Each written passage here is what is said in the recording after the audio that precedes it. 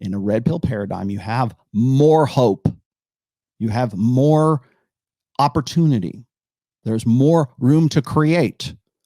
You have an educated assessment of the situation.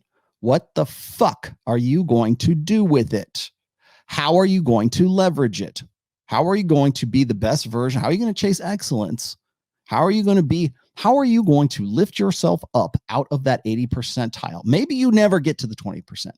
Let's say you get to the 27th percent. Let's say you push yourself up close here in the 21st percentile, whatever it is. I mean, if you're going to quantify things, let's split hairs. Let's split hairs.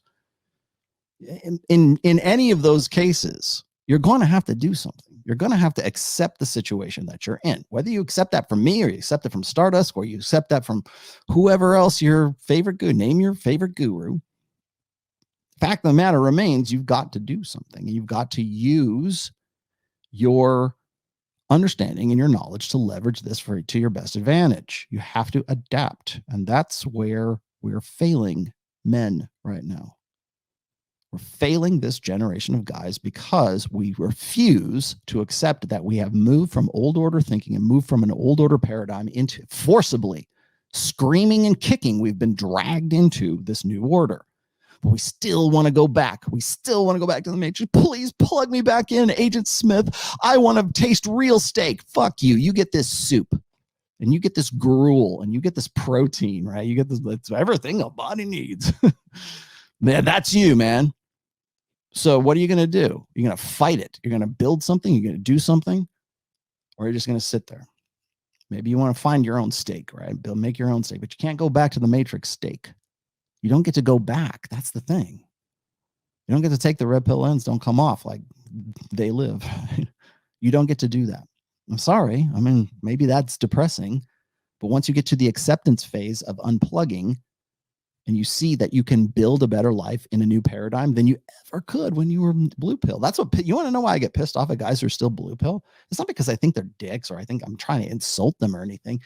It's that they still believe that the blue pill hopes and the ideals that they have been sold on for so long are real, are something that's achievable. When you've got a red pill paradigm, you know about it. You have no excuse. You want to talk about like purple pill. Why does Rolo hate the purple pill guys so much? I was like, no, it's not. I don't hate them. It's just a designation. It's guys who know better, but still think that they can go back to the blue pill because the matrix seems more real and better a place than dealing with the desolation of the real. The real world sucks.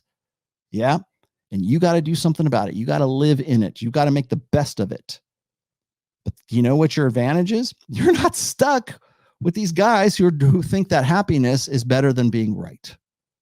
Now, ideally, we want to be both happy and right.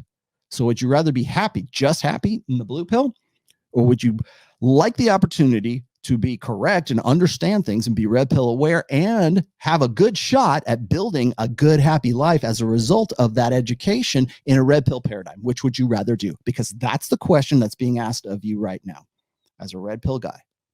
I hate to get all sermonizing here, but when people tell me, oh, I lost all the magic. It's no, my articles of faith are about my shaking my faith. What are you going to do, man? What do you want to do? What do you want to do with your life? That's what I started this whole year off with. Where do you want to end? Begin with the ending in mind. Where do you want to be? What do you want to do? What do you want your life to look like? Because you're going to have to answer that question very soon. If you're not already, everybody's eating peanuts. Everybody's been unplugged, or if they aren't, they will be soon.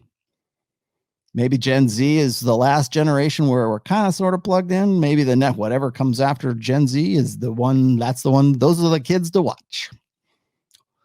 Vaya con Dios, man. I hope you make the best of it. Assuming there is a next generation, right? I better figure it out soon, because while we're trying to like navel gaze, real shit's happening in the world. And you know what? The powers that be and the people who are, making the movers and the shakers and the people who are trying to lock you down, and the people who are trying to make changes, make waves in the world right now, they're depending on you being stuck in your sedation. They're depending on you being a passive piece of shit.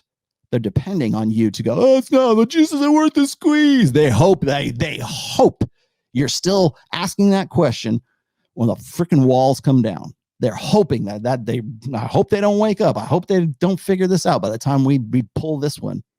That's what they're hoping right now. You better fucking wake up.